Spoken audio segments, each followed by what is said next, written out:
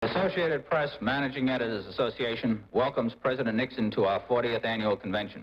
I am John Quinn, president of APME and vice president news of Gannett Newspapers.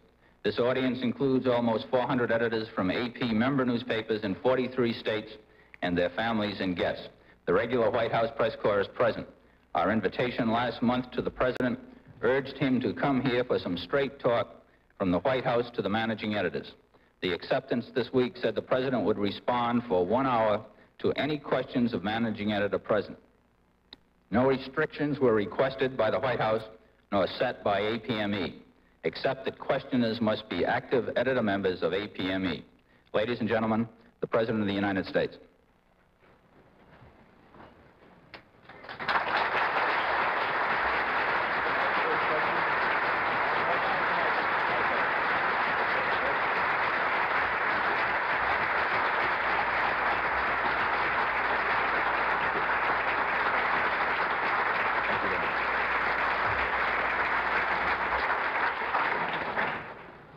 President Quinn and ladies and gentlemen, when Jack Horner, who has been a correspondent in Washington and other places around the world, retired after 40 years, he once told me that if I thought that the White House press corps answered tough questions, he should hear the kind of questions the managing editors ask him. Consequently, I welcome this opportunity tonight to meet with the managing editors of the nation's newspapers. I will not have an opening statement because I know with 400 of you it will be hard to get through all the questions you have, and I understand the President has the prerogative of asking the first question. Mr. Quinn. Mr. President, this morning Governor Askew of Florida addressed this group and recalled the words of Benjamin Franklin. When leaving the Constitutional Convention, he was asked, "What have you given us, sir, a monarch or a republic?" Franklin answered, "A republic, sir, if you can keep it." Mr. President, in the prevailing pessimism of the lingering matter we call Watergate, can we keep that republic, sir, and how? Well, Mr. Quinn, I would certainly not be standing here answering these questions unless I had a firm belief that we could keep the republic, that we must keep it, not only for ourselves, but for the whole world. I recognize that because of mistakes that were made, and I must take responsibility for those mistakes, whether in the campaign or during the course of an administration, that there are those who wonder whether this republic can survive. But I also know that the hopes of the whole world for peace, not only now but in the years to come, rests in the United States of America.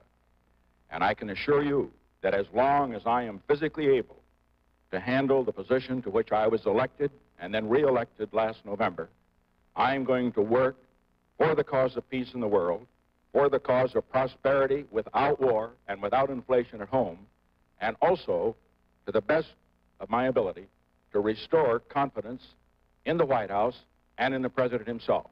It's a big job, but I think it can be done, and I intend to do it. Mr. President, I'm George Gill of the Louisville Courier-Journal. Would you please tell us, sir, when did you personally discover that 2 of the 9 subpoenaed White House tapes did not exist? And why did you apparently delay for a matter of weeks disclosing this matter to the federal court and to the public? Well, the first time that the fact that there were no recordings of the 2 conversations to which you referred, that they did not exist, came to my attention on approximately September 29th or September the 30th. At that time, I was informed only that they might not exist, because a search was not made, because 7 of the 9 recordings requested did exist, and my secretary, listening to them for me and making notes for me, proceeded to go through those 7 tapes. I should point out, incidentally, that the 2 which did not exist, in which there were no tape recordings of the conversations, were not ones that were requested by the Senate committee. And consequently, we felt that we should go forward with the ones that were requested by both the Senate committee and the others. When we finally determined that they could not be in existence was on October the 26th of this year. And we learned it then when I directed the White House counsel, Mr. Broussard, to question the Secret Service operatives as to what had happened, to make sure that there might not be a possibility that, due to the fact that the mechanism was not operating properly, that we might find them in some other place. He questioned them for 2 days and reported on the 27th that he could not find them. He then, having had a date made, and he asked for the date sooner with Judge Sirica, he asked for a date on Thursday. You may recall I pointed that out in my press conference on the 26th. Judge Sirica saw him on Tuesday in camera. The White House counsel reported to Judge Sirica that the 2 tapes did not exist and gave him the reasons for it. The judge decided, and I think quite properly, that the reasons for the tape not existing should be made public, and those involved with access to the tapes and those who operated the machines should be questioned, so that there would be no question of the White House, somebody around the president, or even the president himself having destroyed evidence that was important, even though the Senate committee had not, as I have already pointed out, subpoenaed either of these 2 tapes. And since we're on this subject, and I do not want to be taking all of the time on it, except that I know there is going to be enormous interest in it, not only among this audience here, but among our television viewers, let me point this out. I have done everything that I possibly can to provide the evidence that would have existed had we found the tapes. First, with regard to the tape of June 20th, as you may recall, it was a 5-minute telephone conversation with the former Attorney General John Mitchell, who had just left as campaign manager or was planning to leave as campaign manager at that time. I have a practice of keeping a personal diary. I can assure you, not every day. Sometimes you're too tired at the end of the day to either make notes or to dictate it into a dictabelt. On that particular day, I happened to have dictated a dictabelt. And on the dictabelt for June 20th, which I found that I had referred to the conversation to John Mitchell. And I think it's fair to disclose to this audience what was there, because it will be disclosed to the court. It's already been offered to the court, and eventually, I assume, would be made public. It said first that I called John Mitchell to cheer him up because I knew he was terribly disheartened by what had happened in the so-called Watergate matter. Second, he expressed chagrin to me that the organization over which he had control could have gotten out of hand in this way. That was what was on that tape. Now, turning to the one on April 15th, I thought that I might have a dictabelt of that conversation as well. Let me tell you first why the telephone conversation was not recorded.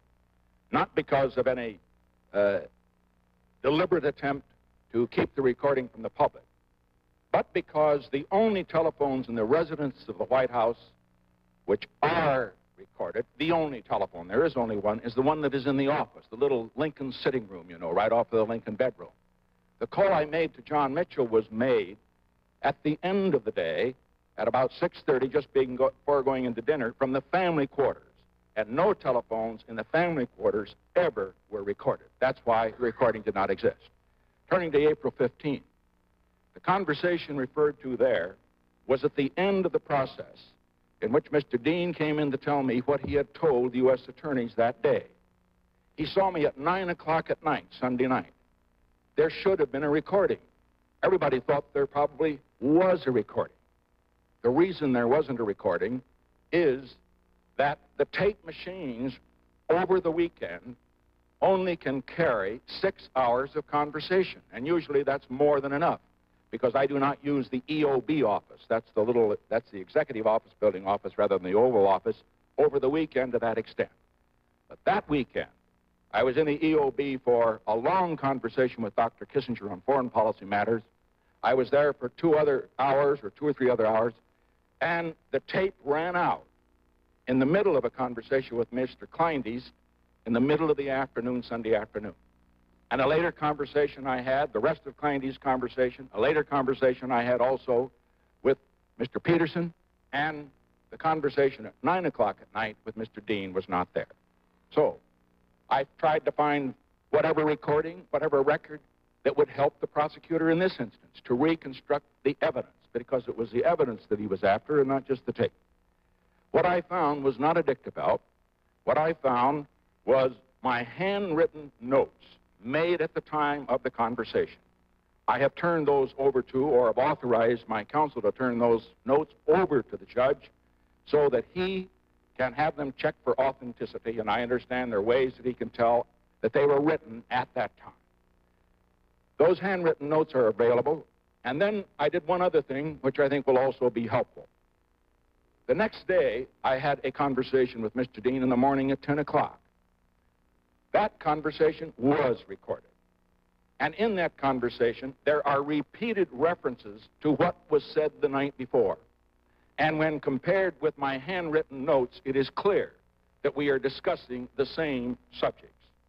That entire tape, as well as the conversation I had in the afternoon with Mr. Dean for about 20 minutes, will be made available to the court, even though the court has not subpoenaed them.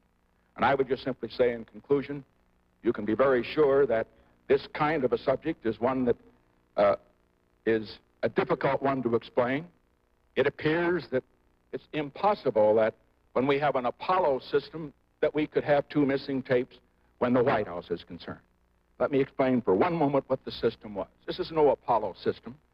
I found that it cost, I just learned this, $2,500. I found that instead of having the kind of equipment that was there when President Johnson was there, which was incidentally much better equipment, but I found that as far, and I'm not saying that critically, but I found that in this instance, it was a Sony, a little Sony that they had, and that what they had are these little lapel mics in my desks. And as a result, the conversations in the Oval Office, the conversations in the Cabinet Room, and particularly those in the EOB, those are the three rooms, only those three rooms, where they recorded. For example, the Western White House had no recording equipment. The Sen and my house in Key Biscayne had none. But as far as those particular recordings are concerned, the reason that you've heard that there are difficulties in hearing them is that the system itself was not a sophisticated system. I don't mean to suggest by that that the judge, by listening to them, will not be able to get the facts. And I would simply conclude by saying this. I think I know what is on these tapes from having listened to some, those before March 21st, and also from having seen from my secretary's notes the highlights of others. And I can assure you that those tapes, when they are presented to the judge, and I hope eventually to the grand jury, and I trust in some way we can find a way at least to get the substance to the American people, they will prove these things without question. One, that I had no knowledge whatever of the Watergate break-in before it occurred. Two, that I never authorized the offer of clemency to anybody, and as a matter of fact, turned it down whenever it was suggested. It was not recommended by any member of my staff, but it was on occasion suggested as a result of news reports that clemency might become a factor. And third, that as far as any knowledge with regard to the payment of blackmail money, which as you recall was the charge that was made that Mr. Hunt's attorney had asked for $120,000 in money to be paid to him, or he would tell things about members of the White House staff, not about Watergate, that might be embarrassing. Testimony had been given before the Senate committee that I was told that before the 21st of March, actually told it on the 13th of March. I know I heard it for the first time on the 21st of March, and I will reveal this much of the conversation. I'm sure the judge wouldn't mind. I recall very well Mr. Dean, after the conversation began, telling me, Mr. President, there's some things about this I haven't told you. I think you should know them. And then he proceeded then for the first time to tell me about that money. I realize that some will wonder about the truth of these particular statements that I made. I'm going to hand out later, I won't hand them out, but I'll have one of your executives hand out my May 22nd statement, my August 15th statement, and one with regard to these two tapes. You can believe them if you want. I can tell you it is the truth, because I have listened to or have had knowledge of from someone I have confidence in as to what is in the tapes. Mr. President. Yes, sir. Mr. President, Richard Tuttle, Democrat and Chronicle, Rochester, New York. Could you tell us your personal reaction and your political reaction, and within that word I mean your credibility with the American people, your reaction to the discovery that the Dean and Mitchell tapes did not exist? Well, my personal reaction was one of very great disappointment because I wanted the evidence out. And I knew that when there was any indication that something didn't exist, immediately there would be the impression that some way either the president or more likely perhaps somebody on the president's staff knew there was something on those tapes that it wouldn't be wise to get out. But let me point out again, while I was disappointed, let me say I would have been a lot more disappointed if the tapes that had been considered important by both Mr. Cox, the special prosecutor, and the Irvin Committee, if any one of those had been missing. Because I should point out, the tape of September 15th, when, as you recall, has been testified that I was first informed that there was a cover-up. That, of course, is there. The tape of March 13th, where it has been testified, as I pointed out in the answer to the Louisville Courier-Journal, where it has been testified that I was informed then of the demands for money for purposes of blackmail. That is available. And the tape of March 21st, where we discussed this in great detail, as well as 3 other tapes in which Mr. Dean participated, 3 other conversations, are all available. But as far as these 2 tapes are concerned, even though they were not considered by the Irvin Committee to be an indispensable part of their investigation, the fact that they were not there was a great disappointment, and I just wish we'd had a better system. I frankly wish we hadn't had a system at all, then I wouldn't have to answer this question. President, I'll take the one on the left, and I'll come to you, the back.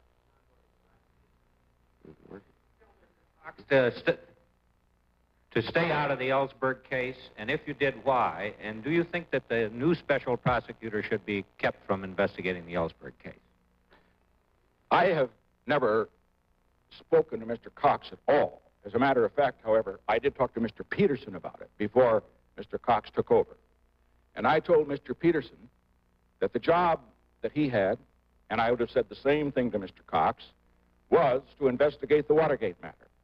That national security matters were not matters that should be investigated because there were some very highly sensitive matters involved, not only in ELLSBERG, but also another matter so sensitive that even Senator Irvin and Senator Baker have decided that they should not delve further into them. I don't mean by that we're going to throw the cloak of national security over something because we're guilty of something. I'm simply saying that where the national security would be disserved by having an investigation, the president has the responsibility to protect it, and I'm going to do so. President. Now, the gentleman on the left, the back. Paul Poorman from the Detroit News. Are you personally satisfied, sir, that the investigation of the Watergate matter is complete to your satisfaction? And if so, could you tell us what your plans are to tell the American people about the facts of the case with regard, again, to your credibility on this matter? Well, first, with regard to whether the investigation is complete, as you know, there is now a new special prosecutor, Mr. Yahorsky. He is a Democrat. He has always supported the Democratic ticket. He is a highly respected lawyer, a former president of the ABA in the year 1971. I may have met him. I have never talked to him personally, and certainly have never talked to him about this matter. I refuse to because I want him to be completely independent. He cannot be removed unless there is a consensus of the top leadership of both the House and the Senate, Democrat and Republican, the Speaker and the majority and minority leader of the House, and the President pro tem, the majority and minority leader of the Senate, and the ranking 2 members of the Judiciary Committees of both the House and the Senate, which incidentally gives you, as you can see, a very substantial majority as far as the Democrats are concerned. The second point I'm trying to make is, 1, he is qualified. 2, he is independent and will have cooperation. And 3, he will not be removed unless the Congress, particularly the leaders of the Congress, and particularly the Democratic leaders who have a strong majority on this group that I have named, agree that he should remove, and I do not expect that that time will come. As to what I can tell the American people, this is one forum, and there may be others. As to what the situation is, as to when it can be done, it is, of course, necessary to let the grand jury proceed as quickly as possible to a conclusion. And I should point out to you, as you may recall, Mr. Peterson testified before the Irvin Committee that when he was removed from his position you recall he was removed in April and a special prosecutor was put in, that the case was 90% ready. For 6 months, under the special prosecutor who was then appointed, the case has not been brought to a conclusion. And I think that now, after 6 months of delay, it's time that the case be brought to conclusion. If it was 90% finished in April, they ought to be able to finish it now. Those who are guilty or presumed to be guilty should be indicted. Those who are not guilty at least should get some evidence of being cleared. Because in the meantime, the reputations of men, some maybe who are not guilty, have been probably irreparably damaged by what has happened in the hearings that they've appeared before publicly. They've already been convicted and they may never recover.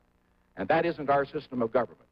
The place to try a man or a woman for a crime is in the courts, and not to convict them either in the newspapers or on television before he has a fair trial in the courts. President, yes, sir. I'm Bob Heyman from the St. Petersburg Times in St. Petersburg, Florida.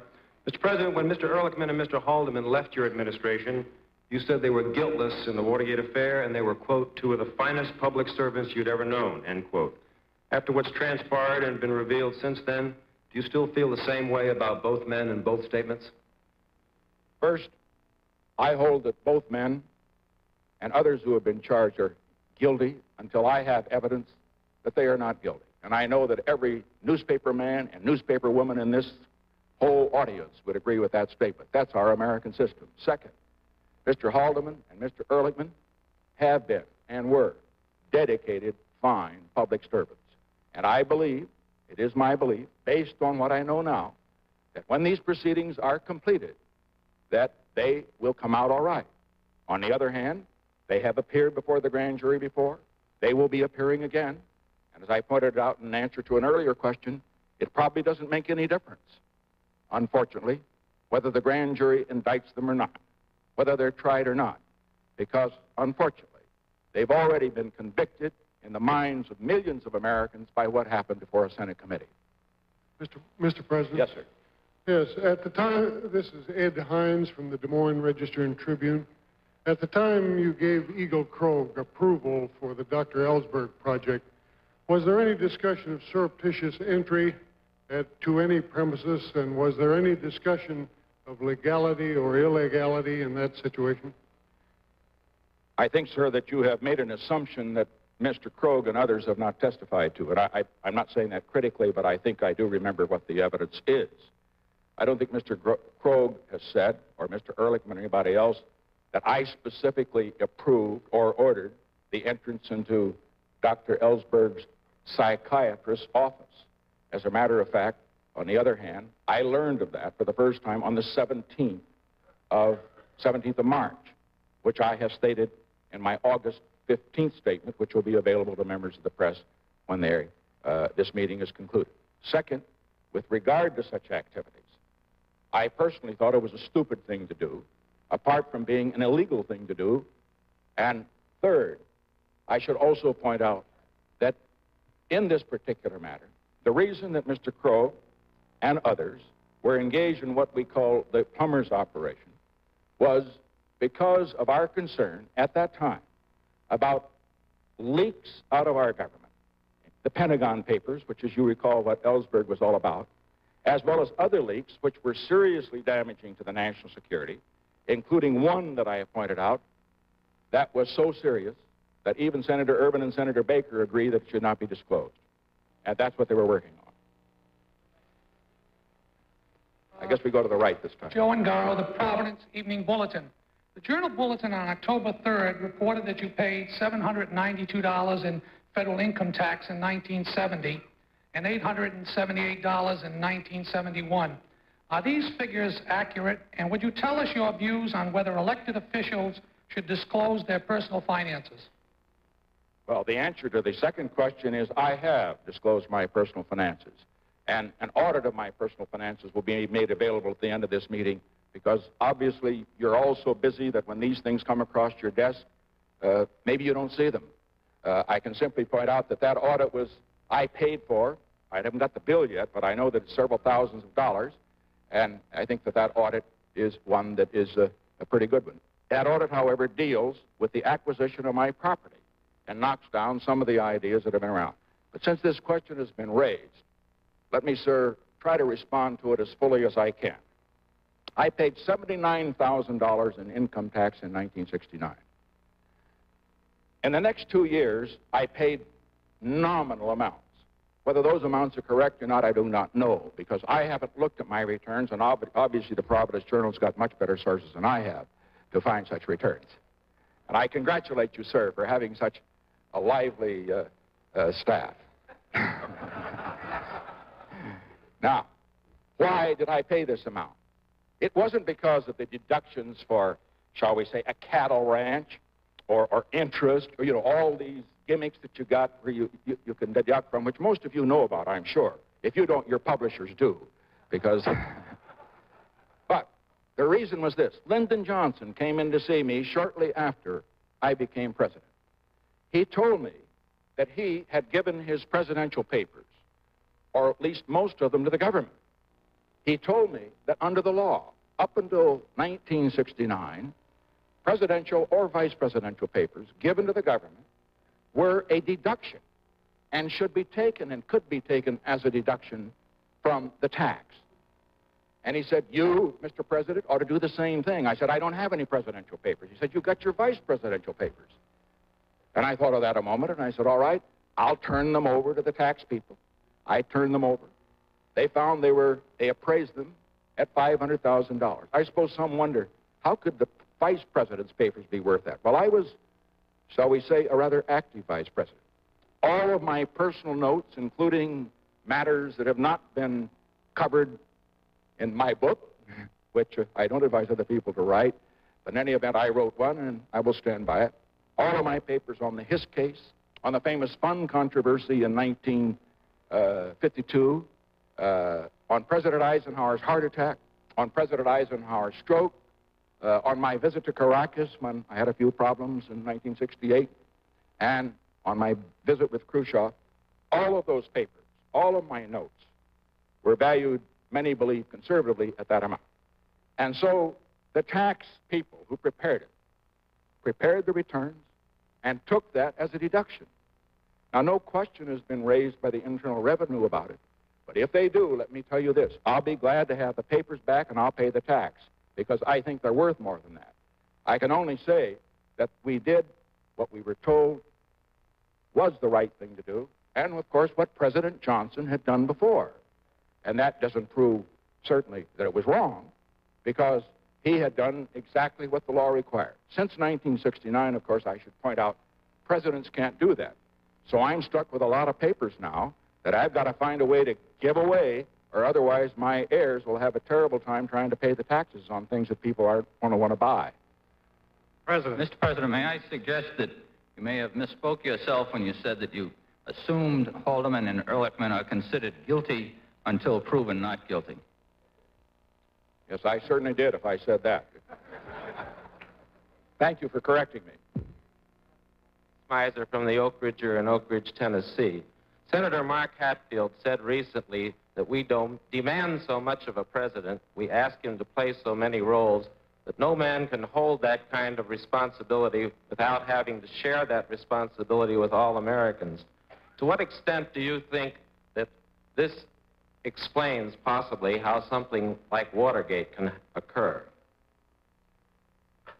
Well, I could stand here before this audience and make all kinds of excuses. And most of you probably would understand because you're busy also.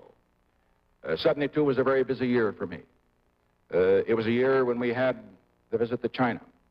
It was a year when we had the visit to Moscow and the first limited test ban, the limited nuclear ban on defensive weapons, you recall, as well as some other very significant events.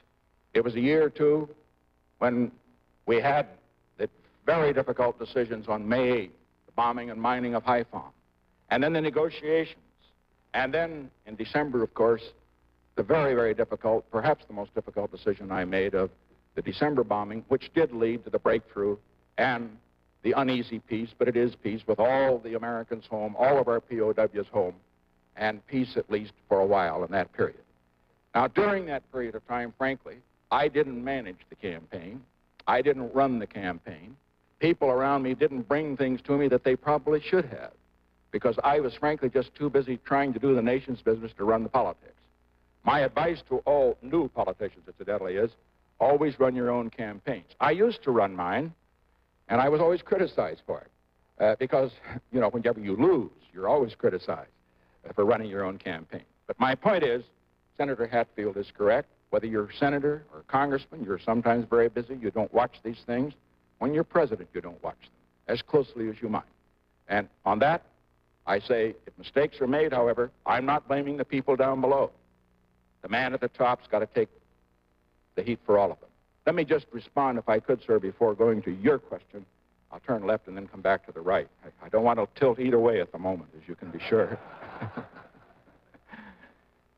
Since the question was raised a moment ago about my tax payments, I noted in some editorials and perhaps in some commentaries on television a very reasonable question. They said, you know, how is it that President Nixon could have a very heavy investment in a fine piece of property in San Clemente and a big investment in a piece of property in Florida, in which I have two houses, one which I primarily use as an office and the other as a residence, and also an investment in what was my mother's home, not a very much of a place, but I do own it, those three pieces of property. I'm going to say first, that's all I have. I am the first president since Harry Truman who hasn't owned any stock since ever I've been president. I'm the first one who hasn't had a blind trust since Harry Truman. Now, that doesn't prove that those who own stocks or had blind trust did anything wrong. But I felt that in the presidency, it was important to have no question about the president's personal finances. And I thought real estate was the best place to put it. But then the question was raised by good editorial writers. And I want to respond to it, because some of you might be too polite to ask such an embarrassing question. He said, now, Mr. President, you earned $800,000 when you were president. Obviously, you paid at least half that much, or could have paid half that much in taxes, or a great deal of it. How could you possibly have had the money? Where did you get it? And then, of course, overriding all of that are the story to the effect that I have $1 million in campaign funds, which was broadly printed throughout this country, with retractions not quite getting quite as much play as the printing of the first, and particularly not on television. The newspapers did much better than television in that respect, I should point out. And second, they said, how is it that, as far as this money is concerned, how is it possible for you to have this kind of investment when all you earned was $800,000 as president? Well, I should point out, I wasn't a pauper when I became president. I wasn't very rich, as presidents go. But you see, when the 8 years that I was out of office, first, just to put it all out, and I'll give you a paper on this, we'll send it around to you. These figures I'd like for you to have. Not today, but I'll have it in a few days. When I left office after 4 years as a congressman, 2 years as a senator, and 8 years at $45,000 a year as vice president, and after stories had been written, particularly in the Washington Post, to the effect that the president had purchased a mansion in Wesley Heights and people wondered where the money came, you know what my net worth was? $47,000 total after 14 years of government service and a 1958 Oldsmobile that needed an overhaul. Now, I have no complaints.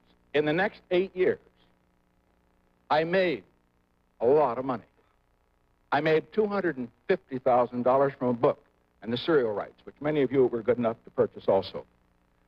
In the practice of law, and I'm not claiming I was worth it, but apparently former vice presidents or presidents are worth a great deal to law firms, and I did work pretty hard.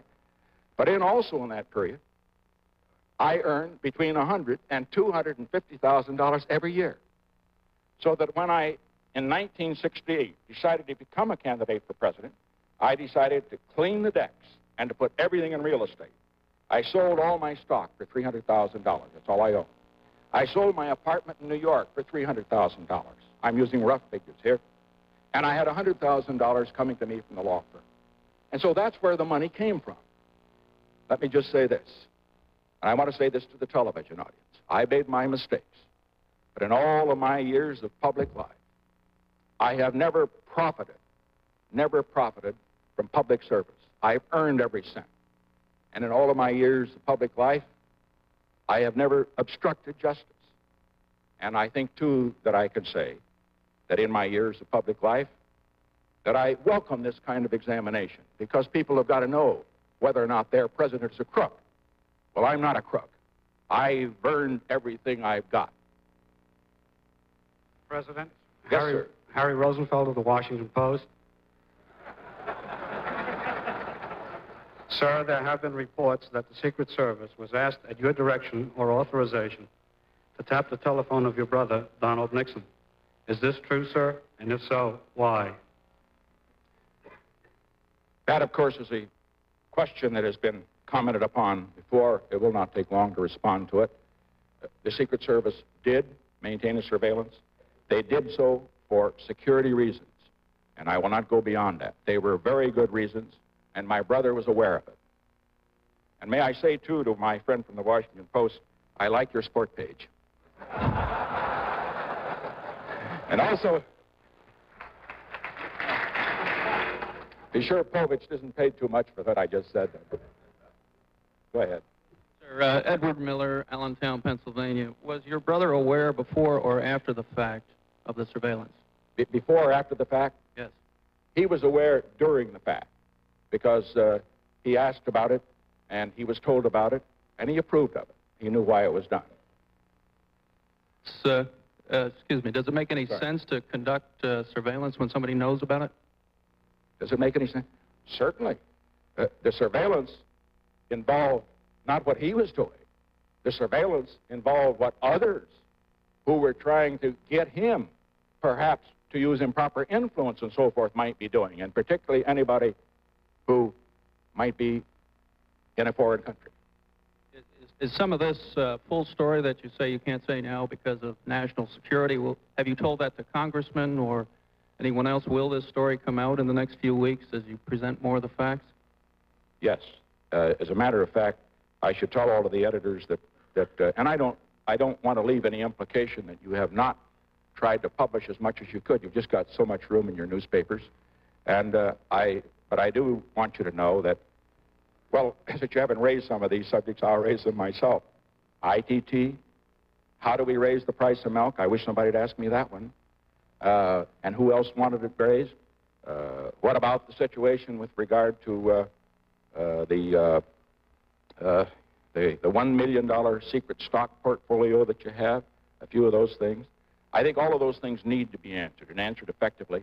And I think the best way to answer them, twofold. One, obviously through the medium of a televised conference like this, but two, through sending to the editors of the nation's newspapers, all 10,000 of them, the facts. And I trust that you will use them. And if you don't believe them, I don't mean what I mean. I'm not suggesting that you wouldn't believe them. But if you feel you need more information, write to me, and I'll give it to you. I want the facts out, because the facts will prove that the president is telling the truth. Now we go to the, I think we go to the back this time. Mr. President, John Finnegan, St. Paul Dispatch, Pioneer Press. I know the Watergate situation has raised questions of executive privilege, and a recent Gallup poll indicated that 62% of the American people will favor a confidential news source law if adopted by Congress.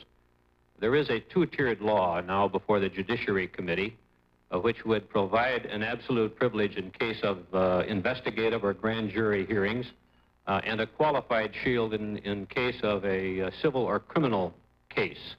If such a law were passed, would you sign it or veto it? Well, you're talking about shield laws in general, are you not? Yes. Yeah. Well, my attitude toward the shield laws, briefly, is this. First, I share the objective. I believe that reporters, if you're going to have a free press, ought to have some kind of a shield. Second, except, of course, if they're involved in criminal activities, and then I don't think the shield law that even you, that any of suggested would cover those. As I understand, if there are criminal activities involved in by a reporter, obviously a shield law can't protect him. The second point, however, has to do with the particular legislation and how it reaches my desk. And I'll have to take a look at it when it gets there to see if it's proper. If it's proper, I'll sign it. But I think that a shield law, which would have the effect of providing to reporters what the general public felt, after they had a chance to consider it all, provide for them privileges that went beyond what the general public thought was in the national interest, then I would have to take a second look. Now, incidentally, I should point out, too, that I followed your editorials, not yours in just the St. Paul paper, but others around the country.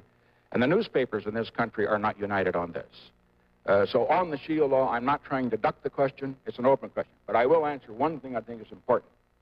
The new Attorney General, Mr. Saxby, under my directions, will follow this practice. Any federal case involving a reporter will not be brought unless it comes expressly to the Attorney General and he approves it. Because that way, that's a pretty good shield, I think. May I ask one other question, sir? Sure. Do you feel that the executive privilege is absolute? I, of course, don't.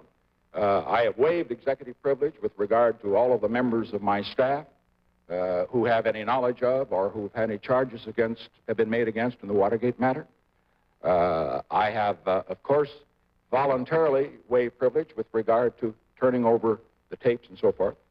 Let me point out, it was voluntary on my part, and deliberately so, to avoid a precedent that might destroy the principle of confidentiality for future presidents, which is terribly important. If it had gone to the Supreme Court, and I know many of my friends argued, why not carry it to the Supreme Court and let them decide it? That would first have had a confrontation with the Supreme Court, between the Supreme Court and the President, and second, it would have established very possibly a precedent breaking down constitutionality that would plague future presidencies, not just presidents. I could just say in that respect, too, that I have referred to what I call the Jefferson rule. And it's the rule I think that we should generally follow. A president should follow with the courts when they want information, and a president should also follow with committees of Congress when they want information from his personal files.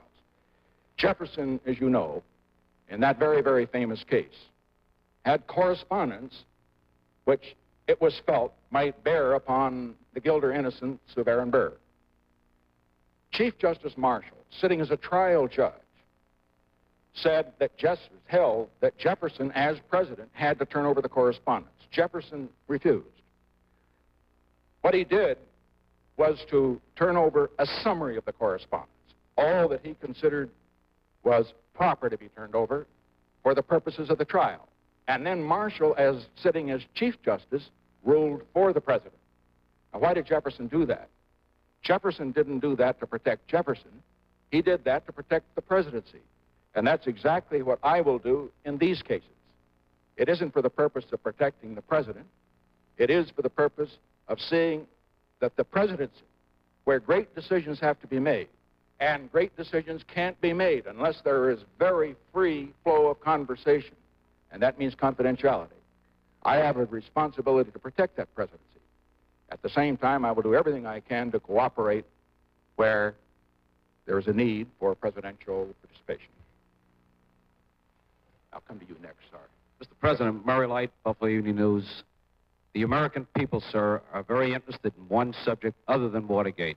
Is gas rationing imminent? Well, I didn't hear the last, I'm sorry. Is gas rationing imminent? I'll tell you a little about my career that I didn't put in my campaign folders when I ran for Congress in 1946. I was once in OPA, and I was in tire rationing.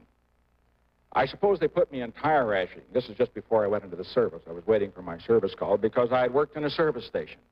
But I didn't know anything about tire rationing, and neither did the man above me, who I don't think had ever been in a service station. But we put out the rationing regulations on tires, and we were as fair as we could be. But also, I found that if you get a bunch of government bureaucrats, and in order to have rationing, you'd have to have thousands of them, making decisions with regard to who's going to get this much, this much, this much in rationing. If you're going to try to do that in peacetime, when you do not have what we had in wartime, you know, support for, you know, don't use a C ration card when you're only entitled to an A.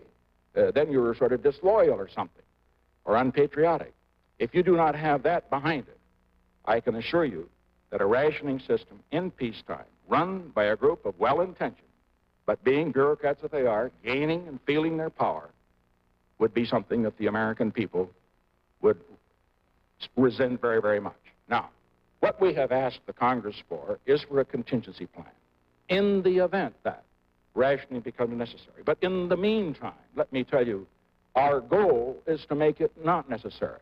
I'm not going to pledge to this audience, and I'm not going to pledge to the television audience, that rationing may never come. If you have another war in the Mideast, if you have a complete cutoff and not a resumption of the flow of oil from the Mideast, or some other disaster occurs, rationing may come. But if, on the other hand, the things that I recommended in my message of a week ago for immediate action, if the voluntary cooperation of keeping the speed down to 50 miles an hour, and I'm going to talk to the governors about that on Tuesday in Memphis, urging that every state do exactly the same thing. If we cut back on the aircraft flights, and we've done that, and for example, I came down here in a plane here today, Air Force One, I asked them if I couldn't take the Jetstar. They said, no, it doesn't have communications. So I had to take the big plane. But we did one thing that saved half the cost. We didn't have the backup plane. Secret Service didn't like it. Communications didn't like it, but I don't need a backup plane. This one goes down, it goes down. And then they don't have to impeach. So. Mr. President. Mr. President, Larry Allison from the Long Beach, California Independent Press Telegram. Back to Watergate. Former Attorney General John Mitchell has testified that the reason he did not give you details on the Watergate problems was that you did not ask him. Now, I realize that you were very busy at that time, as you said, but there were reports in newspapers that linked people very high on your staff with the Watergate problems. Could you tell us, sir, why you did not ask Mr. Mitchell what he knew? For the very simple reason that when I talked to Mr. Mitchell, and I saw him often in that period, that I had every reason to believe that if he were involved, if he had any information to convey, he would tell me. I thought that he would. As a matter of fact, when I called him on the telephone, what did he say? He expressed chagrin that anything like that could have happened in his organization. Looking back, maybe I should have cross-examined and say, John, did you do it? I probably should have asked him, but the reason I didn't is that I expected him to tell me. And he had every opportunity to, and decided that he wouldn't, apparently. At least, now that doesn't mean to tell me that he was involved, because you understand that's still a matter that's open. The question is whether he could have told me about other people that might be involved, where he had information where members of my staff did not have information. Yes, sir. I'm Joe Showquist, Milwaukee Journal. Why didn't the administration anticipate the energy crisis several years ago, formulate a positive action plan to do something about it? You walked into one there. And that's a great paper, incidentally, as is the Milwaukee Sentinel. But anyway, seriously, you see, what happened was that I sent the first energy message ever sent to the Congress. I sent it to the Congress over 2 years ago. I saw this thing coming. And you know why I saw it coming? Not because of the Mideast or the Alaska pipeline and the rest, but because this world, with all of its problems, is getting richer. Oh, I don't mean there aren't a lot of hungry people, in, not only in America, too many here, but if you want to see hungry people, go to India or go to some of the countries in Latin America or Upper Brazil, et cetera, et cetera. But generally, as the world gets richer, there's more air conditioning, there's more need for power, and there's more need for energy. And that's why I sent the message 2 years ago and asked at that time that the Congress consider a program so that the United States should become self-sufficient in energy. All right. I followed that up this year in April, before we even knew there might be, or any idea of Mideast crisis, which made a serious problem a serious crisis. I asked them for 7 pieces of legislation to deal with energy. 1 has reached my desk, the Alaska pipeline. I signed it. The other 6, I hope they act before they go home for Christmas. Now, I'm not saying here the Congress is to blame. The President should have done something. What I do say is that the President warned about it and the Congress did not act. even though he warned 2 years ago. The President warned April, the Congress did not act. And now it's time for the Congress to get away from some of these other diversions, if they have time, and get on to this energy crisis. Let me just, since that question has come up, I would like to point out, though, how we should react, because the question about rationing is one that your average reader is going to be interested in. I mean, I'm interested in it, too, because I remember how we all went through it. The carpools and all that sort of thing. There are a few of you here old enough to remember carpool, I'm sure. Taxicabs in Washington, you couldn't get one unless 5 of you rode in one. You remember? We don't want them. But if we look at this energy crisis as simply the crisis of this year, we could not make a greater mistake. If there'd never been a Mideast war, there would have been an energy crisis eventually. That is why I have set as a goal for the American people, and I trust all of you will subscribe to it, what I call Project Independence 1980. Why 1980? Why not 1976? Because in checking with the experts, I find that it will not be possible doing everything that we can do to become self-sufficient in energy until 1980. But if the Congress cooperates, if the nation cooperates, this nation in 1980 can have all the energy we need. Let me just briefly tell you what areas of cooperation are needed. One, coal. We have half the coal in the world, and yet we have conversions from coal to oil. Why? Because coal is not a clean fuel. Coal can be made a clean fuel. Coal can be mined in a way that does not despoil the landscape. Oh, it'll be argumentative. I'm sure that some of the environmentalists, I am an environmentalist, along with anybody who cares about the future for our children, will object. But we've got to get that coal out of the ground, and we have to develop the shale oil, for example, that exists in Colorado and some of our western states. That'll solve part of the problem. And second, you have to deregulate natural gas. Some protection for the consumer, yes. But you've got wells in Louisiana and other places that are shut down, and many that are not being explored because the price is held at a price too low to make the explorer have a profit, and therefore he isn't going to do it.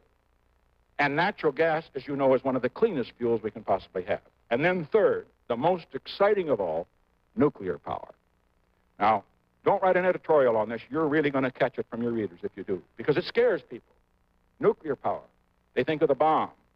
They think of the possibility that one of them's going to blow up. My house in San Clemente is just 12 miles from the Southern California Edison Company's nuclear power plant. It's safe. It produces good power. It's clean power. And the United States, which first found the secret of the atom, is behind where it ought to be in the development of nuclear power.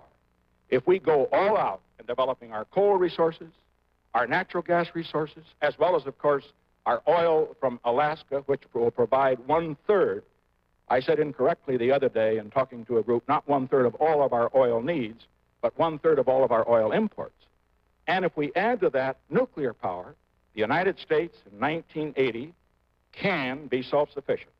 Just closing that off, let me tell you why that's so terribly important. Arabs, they say, well, the Arabs, maybe they're irrational, and we shouldn't depend on them anyway. Let me tell you, when you're in trouble, don't depend on anybody but yourself. Venezuela, what's going to happen in Venezuela? They send us a lot of oil, but they could change their minds under a radical government, and they could get one day. I don't think so, but they could. What about Canada, our great friends to the north? A lot of Canadians are listening here, but I can tell you, your present Minister of the Interior or whatever is in charge of oil, he's a tough guy, and they drive hard bargains, and I guess we would too if we were Canadians. My point is, the United States of America, as the greatest industrial power of the world, with 7% of the world's people, and using 30% of the world's energy, shouldn't have to depend on any other country for energy that provides our jobs and our transportations and our light and our heat. We can become self-sufficient. This is a great project, and I'm going to push it. Yes, Mr. President, I'm John Hanley of Kansas City Times. Not being a member of the Washington Press Corps, I'm not going to ask you when you're going to retire, but I'm going to ask you, when you do leave the White House, what do you plan to do? I think it depends on when I leave.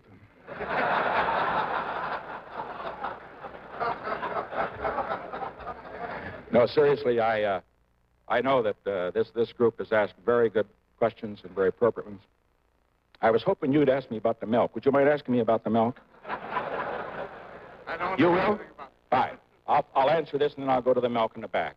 As far as retirement, at that time, I understand I will be 63 years of age.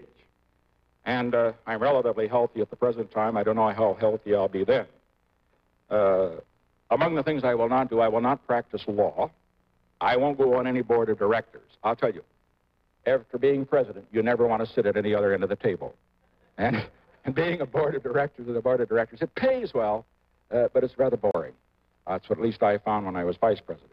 Not out of any conceit or anything. It's just the fact board of directors are fine, but I don't think for former presidents. What I probably will do is to do a little writing. I will not do any speaking. I've made enough speeches in a year to last most people for a lifetime, particularly my audiences. And so under the circumstances, what I probably will be do some writing and perhaps contribute to bettering the political process. Let me say this.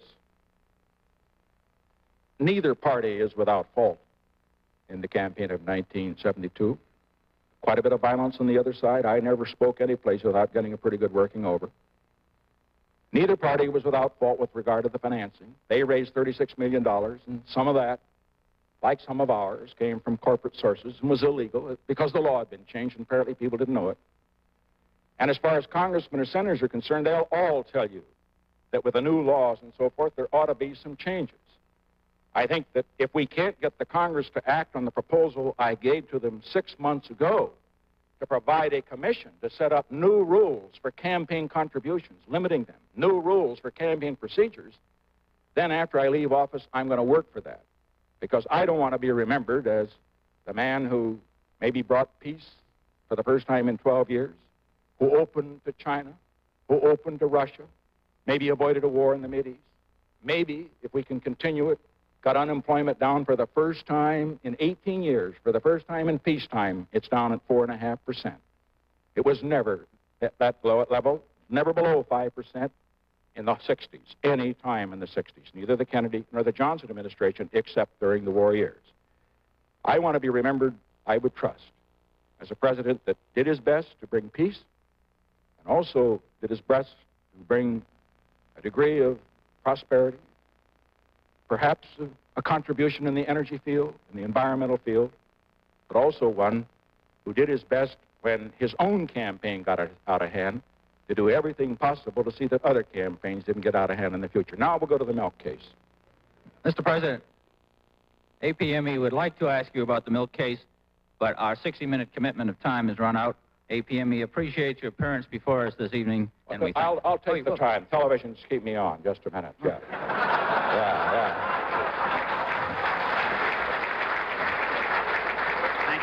Thank you. It's a lousy movie anyway tonight. No, the reason the milk case question, and this will be the one that I'll take, ought to be as it is, that just some awful nice people are getting a bad rap about it. I'm not referring about myself.